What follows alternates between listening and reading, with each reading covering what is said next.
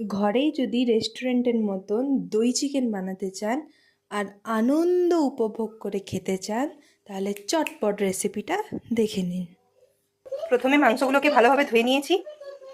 আচ্ছা, এটা বানাতে প্রথমেই লাগবে দই, তারপরে লাগবে হচ্ছে কাজু, গোলমরিচ, মৌরি, এখান থেকে লাগবে হচ্ছে এলাচ আর লবঙ্গ, আর এখানে গোটা জিরে আছে।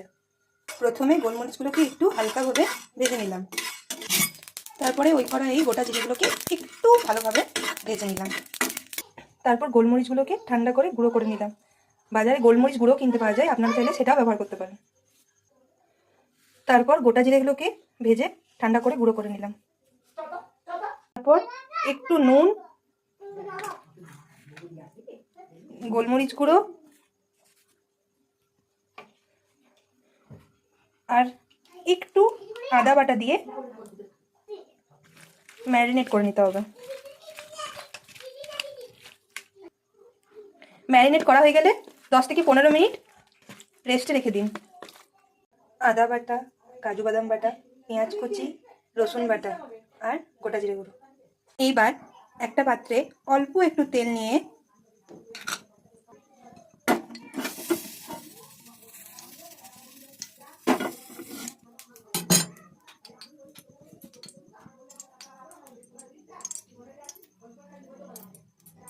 চিকেনগুলোকে ভালোভাবে লাল লাল করে ভেজে নিতে হবে।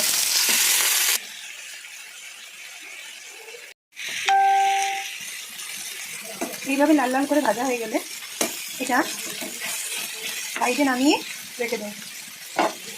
এরপর কড়াইয়ে তেল দিয়ে শুকনো লঙ্কা, দুটো লং আর দুটো এলাচ দিয়ে দিন। তারপর কুচনো পেঁয়াজ দিয়ে দিন।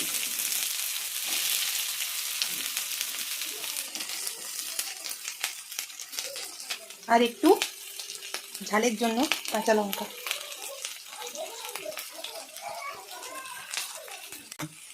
একটু লাল লাল করে পেঁয়াজটা ভাজা হয়ে গেলে দিন রসুন বাটা, আদা বাটা, তারপর অল্প একটু মৌরি দিয়ে দিন।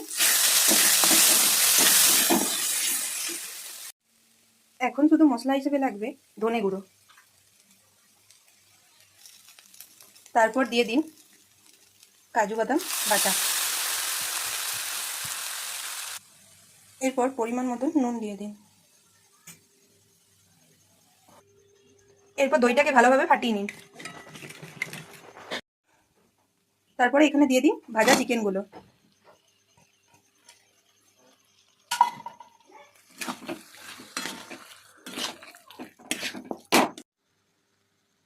এরপর এখানে ফাটানো দইটা দিয়ে দিন।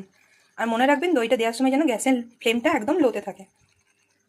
দইটা দিয়ে মাংসটা যখন ঢাকা দিয়ে রাখবেন তার কিছুক্ষণ পর, মোটামুটি 5 থেকে 10 মিনিট পর খুলে দেখবেন দই মাংসটা থেকে এমনি জল ছাড়ছে। দেখুন কালারটা কত সুন্দর এসছে। তারপর নামানোর কিছুক্ষণ আগে ভাজা জিরে গুঁড়ো, গোলমরিচ গুঁড়ো,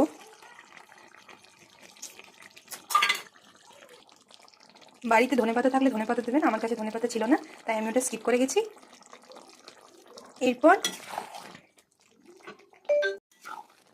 2 থেকে 3 মিনিট ফুটিয়ে নিয়ে নামিয়ে নিন। আর নামানোর আগে অবশ্যই নুনের স্বাদটা একটু চেক করে নেবেন। আর বাড়িতে বানান, খেয়ে বলুন আমাকে যে কেমন হয়েছে।